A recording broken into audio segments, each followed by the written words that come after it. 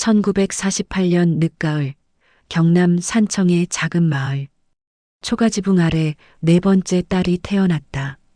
순자였다.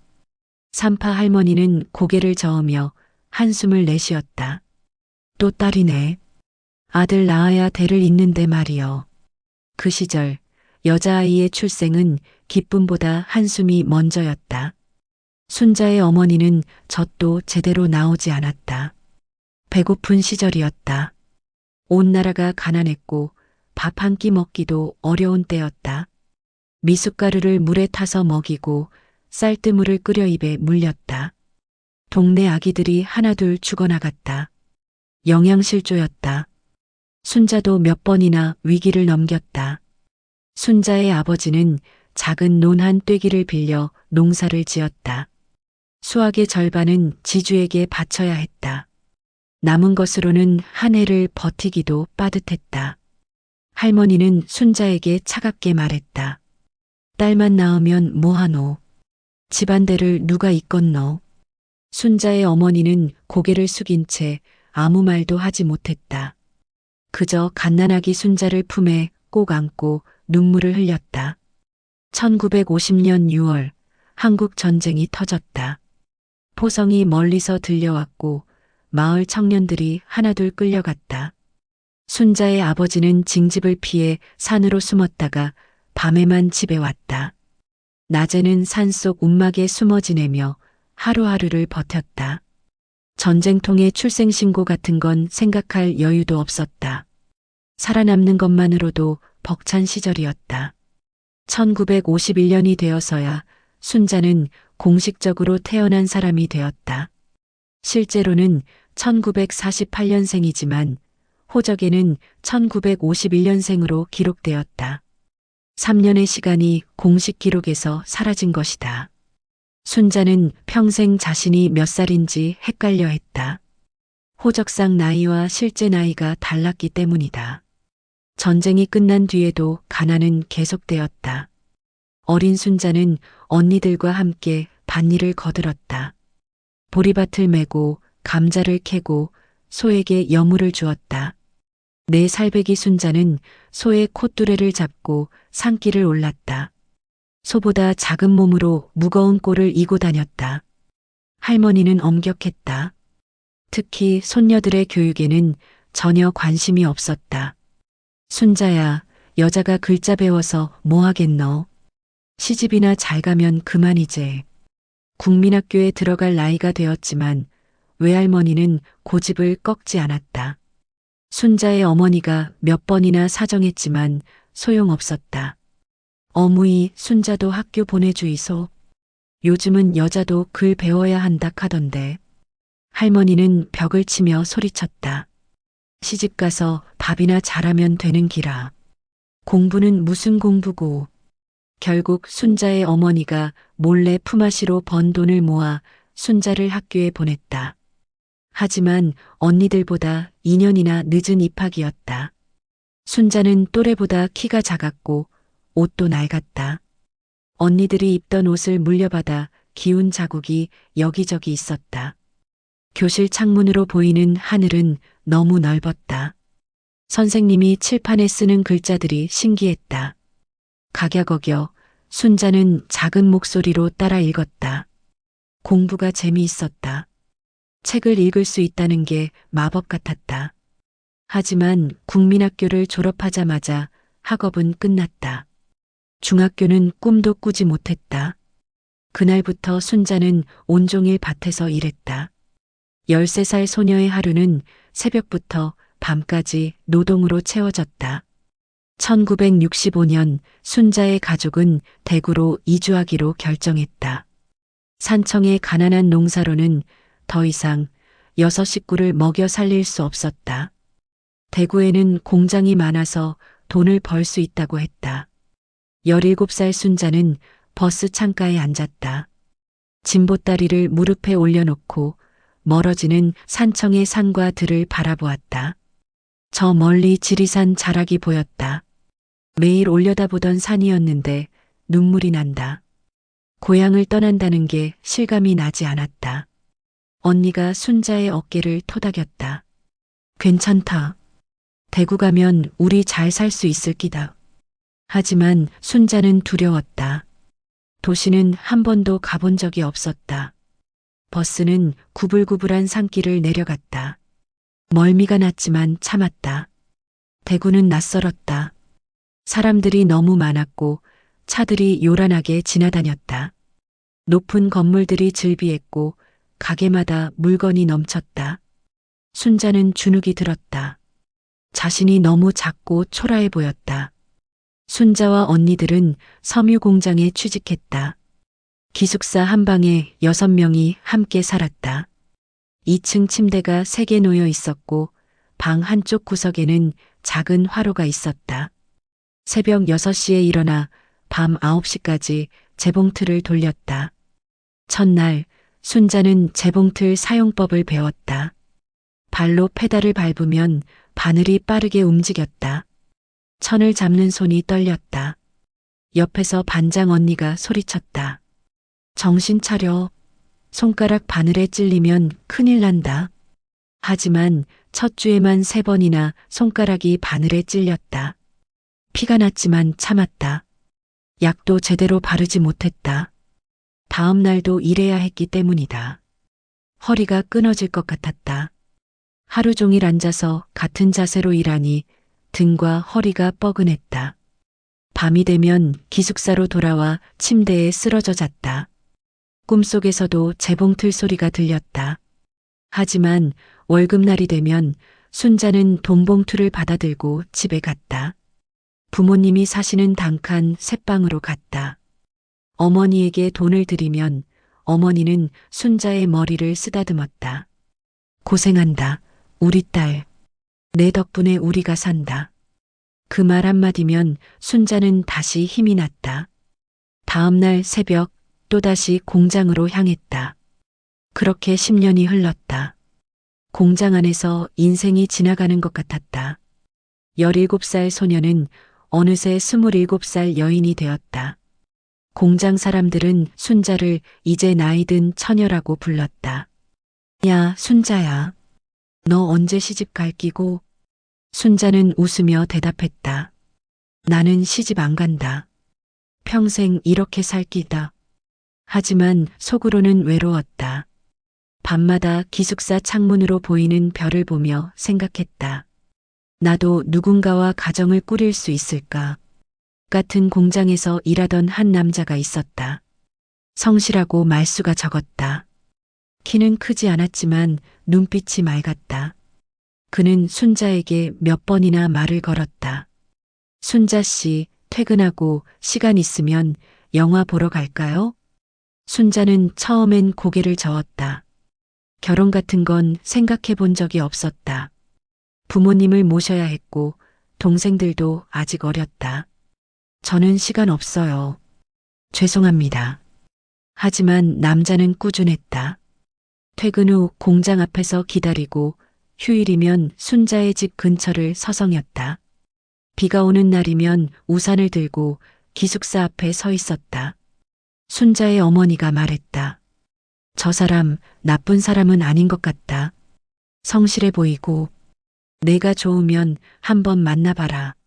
순자는 망설였다. 하지만 어느 일요일 처음으로 그와 함께 영화를 보러 갔다. 극장은 사람들로 가득했다. 어두운 객석에 앉아 스크린을 바라보는데 가슴이 두근거렸다. 영화 내용은 하나도 기억나지 않았다. 영화가 끝나고 나오는 길에 남자가 물었다. 순자 씨, 다음 주에 또 만날 수 있을까요? 순자는 고개를 끄덕였다. 그렇게 두 사람은 1년을 만났다. 공장 앞 작은 분식집에서 떡볶이를 먹고 중앙공원을 산책했다.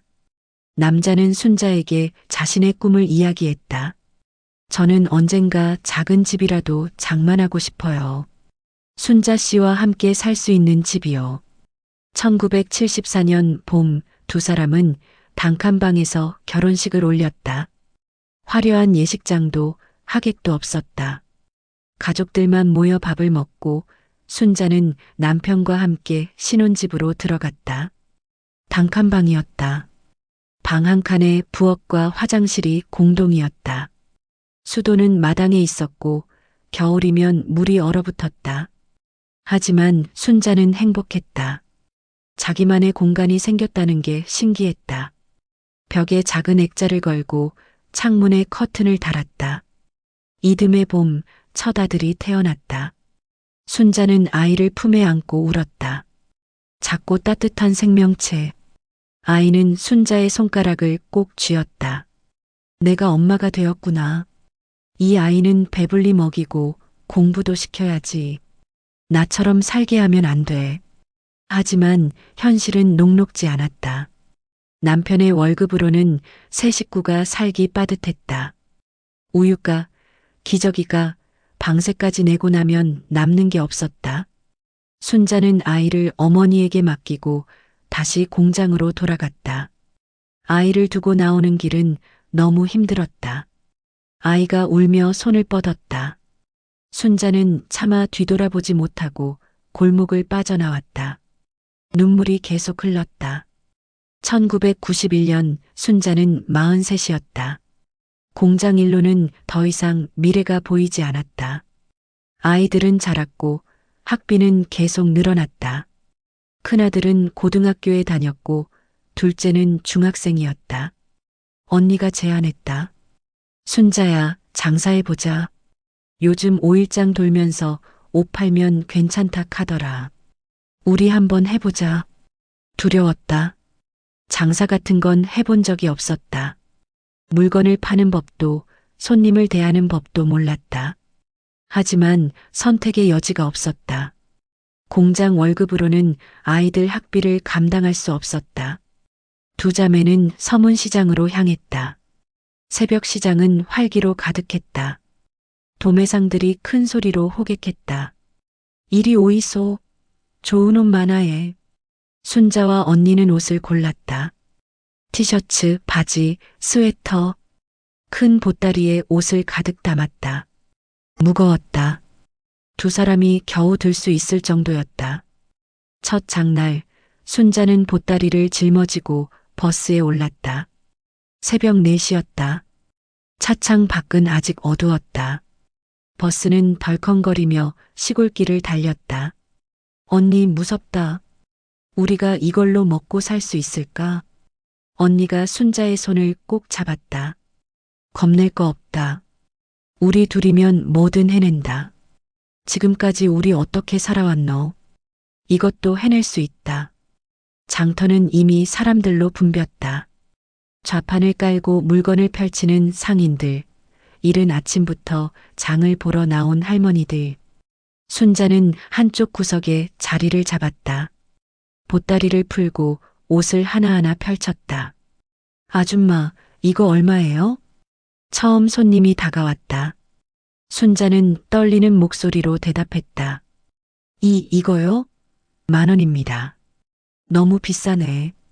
8,000원에 주이소. 순자는 망설였다. 언니가 옆에서 속삭였다. 팔아. 오늘은 경험 쌓는 날이다. 그렇게 첫 물건을 팔았다. 8,000원을 받아들었을 때 손이 떨렸다. 내가 직접 번 돈이었다. 처음 몇 달은 잘 팔리지 않았다. 손님이 지나쳐가기만 했다. 옷을 펼쳐놓고 하루 종일 앉아 있어도 한두 벌 팔기가 고작이었다. 하지만 포기하지 않았다. 다음 장날에도 그 다음 장날에도 나갔다. 그러던 어느 날 단골이 생겼다. 아줌마, 지난번에 산 옷 좋더라. 오늘도 뭐 좋은 거 있노?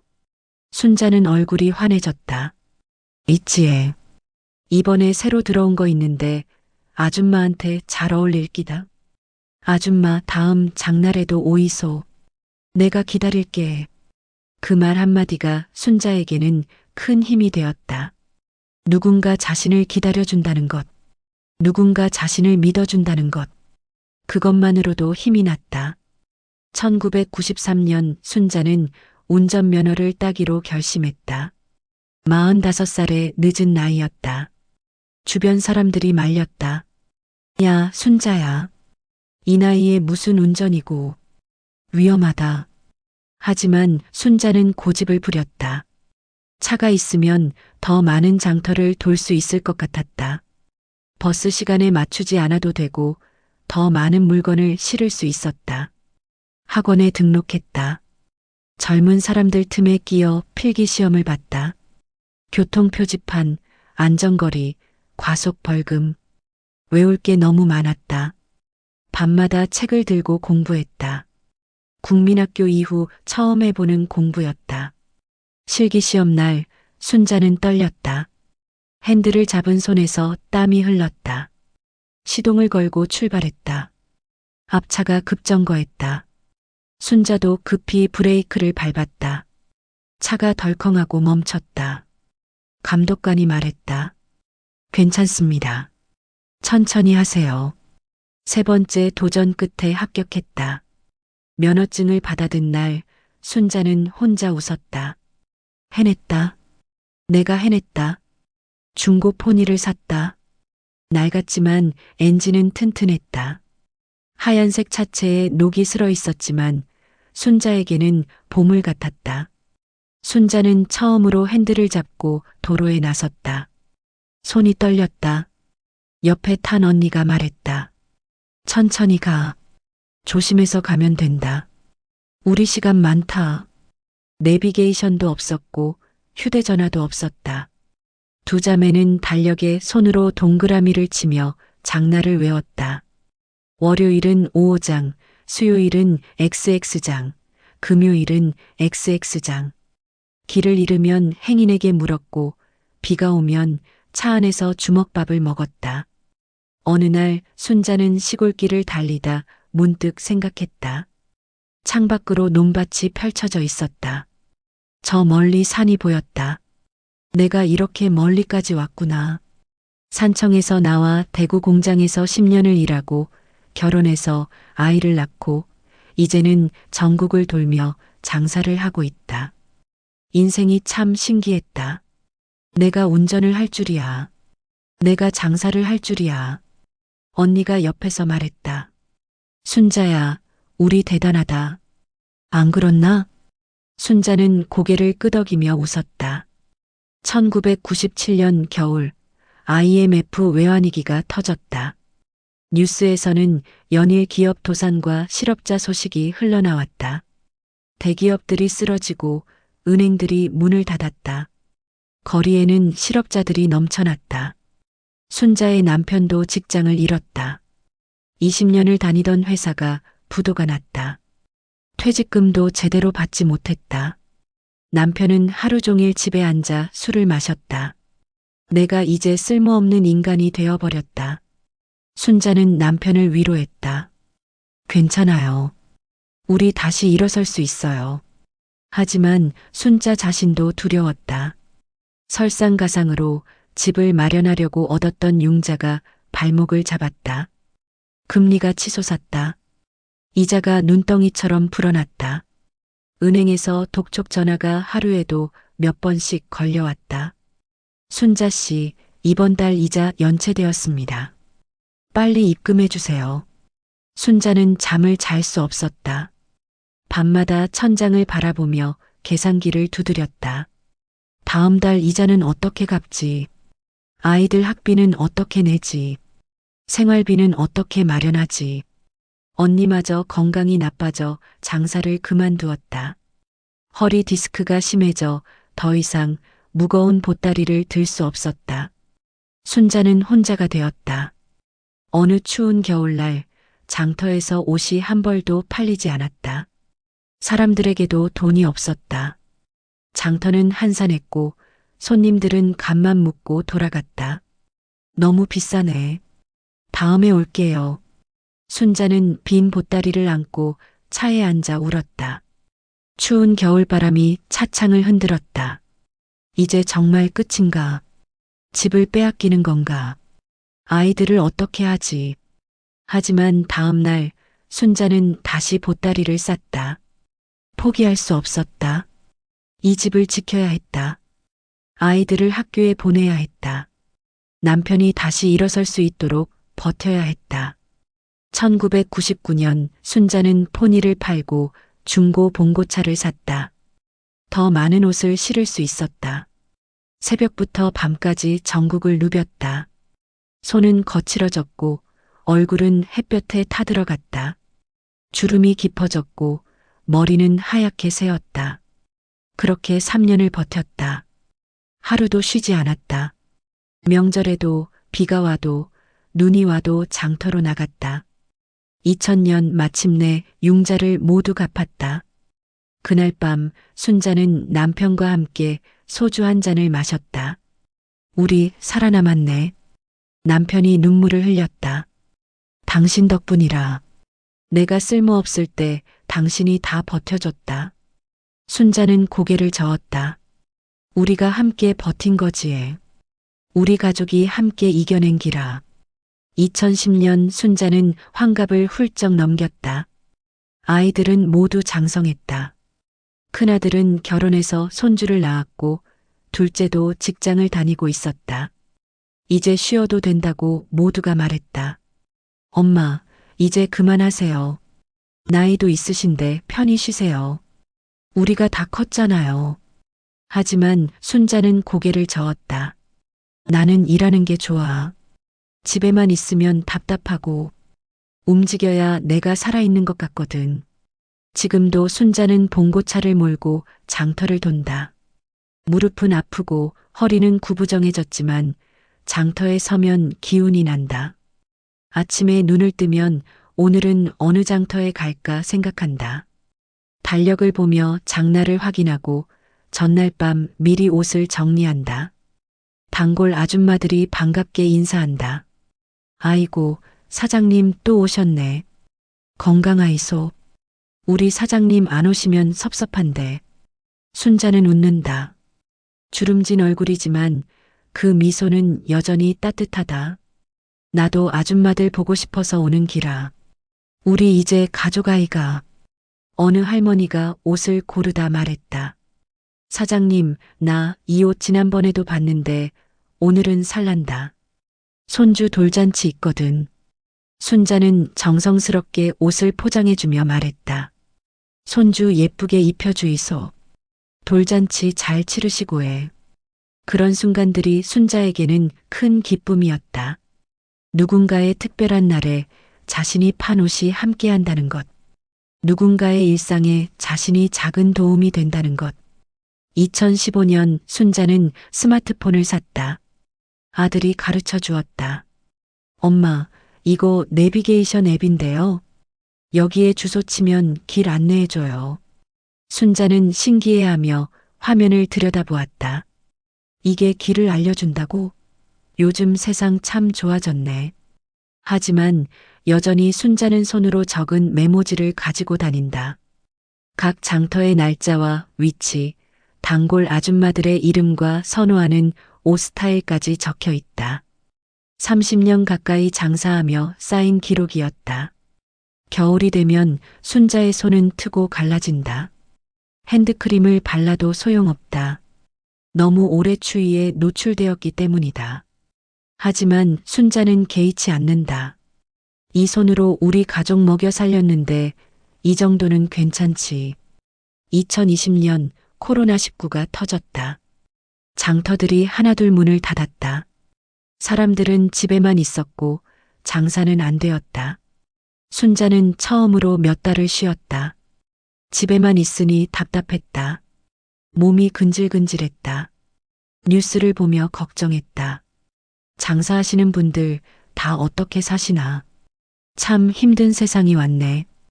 2021년 백신을 맞고 순자는 다시 장터로 나갔다. 마스크를 쓰고 손 소독제를 챙기고 예전만큼 손님은 많지 않았지만 그래도 장터는 조금씩 활기를 찾아갔다. 사장님, 코로나 때 어떻게 지내셨어요? 걱정 많이 했어요. 순자는 대답했다. 그냥 집에서 쉬었지. 그래도 이렇게 다시 만나니 좋네요. 2024년 어느 봄날 순자의 딸이 어머니를 따라 장터에 나갔다. 오랜만에 함께 보내는 시간이었다. 딸은 어머니가 장사하는 모습을 지켜보았다. 어머니는 손님 한 명 한 명에게 정성을 다했다.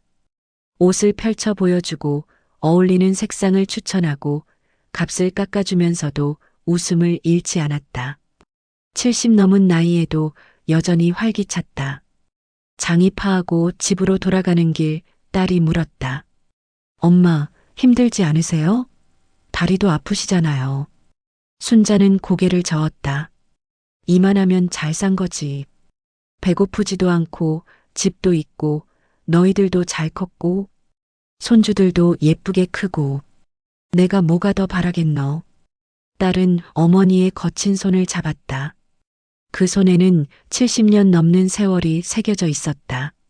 1948년 산청의 가난한 농가에서 태어나 전쟁과 가난을 견디고 공장과 단칸방을 거쳐 보따리를 지고 5일장을 누빈 세월. 그 손은 재봉틀을 돌리고 소에게 여물을 주고 밭을 갈고 아이를 키우고 핸들을 잡고 옷을 펼치고 돈을 세던 손이었다. 쉼없이 움직이며 가족을 지켜온 손이었다. 엄마 고생 많으셨어요. 정말 존경해요. 순자는 딸의 머리를 쓰다듬었다. 고생이 아니라 너희들 키우는 게 행복이었어. 힘들었지만 후회는 없다. 나는 내 인생 살 만큼 살았다. 차는 도로를 달렸다. 창밖으로 봄 풍경이 펼쳐졌다. 노란 유채꽃이 만발한 들판, 연두색 새싹이 돋아난 나무들, 파란 하늘. 순자는 창밖을 바라보았다. 산청에서 본 봄, 대구 공장 창문으로 본 봄, 단칸방 마당에서 맞이한 봄, 장터에서 경험한 수많은 봄들이 스쳐 지나갔다. 그래, 나는 살아왔구나. 힘들었지만 나쁘지 않은 인생이었어. 봄은 매년 왔다. 춥고 긴 겨울이 지나면 어김없이 봄이 왔다. 순자의 인생도 그랬다. 힘든 시절이 있었지만 그때마다 봄은 다시 왔다. 이것은 한 어머니의 이야기입니다. 1948년 산청에서 태어나 2024년 오늘까지 76년의 세월을 살아온 한 여성의 기록입니다. 그녀는 영웅이 아닙니다. 역사책에 이름이 실릴 위인도 아닙니다. 그저 묵묵히 시대를 견뎌낸 평범한 사람입니다. 하지만 그 평범함 속에 우리 시대의 진짜 역사가 담겨 있습니다. 전쟁과 가난, 차별과 배고픔을 견딘 세대, 공장에서 땀 흘리며 한국 산업화를 이끈 세대, IMF를 온몸으로 버텨내며 가족을 지킨 세대, 그들의 손에는 우리의 오늘이 있습니다. 순자는 오늘도 장터로 향합니다. 70 넘은 나이에도 봉고차 핸들을 잡고 도로를 달립니다. 왜냐하면 그것이 그녀가 살아온 방식이기 때문입니다. 멈추지 않고 포기하지 않고 앞으로 나아가는 것. 그것이 순자가 그리고 그 시대 모든 어머니들이 우리에게 가르쳐준 삶의 방식입니다. 봄은 다시 옵니다. 아무리 긴 겨울이라도 봄은 반드시 옵니다. 순자의 인생이 그것을 증명합니다.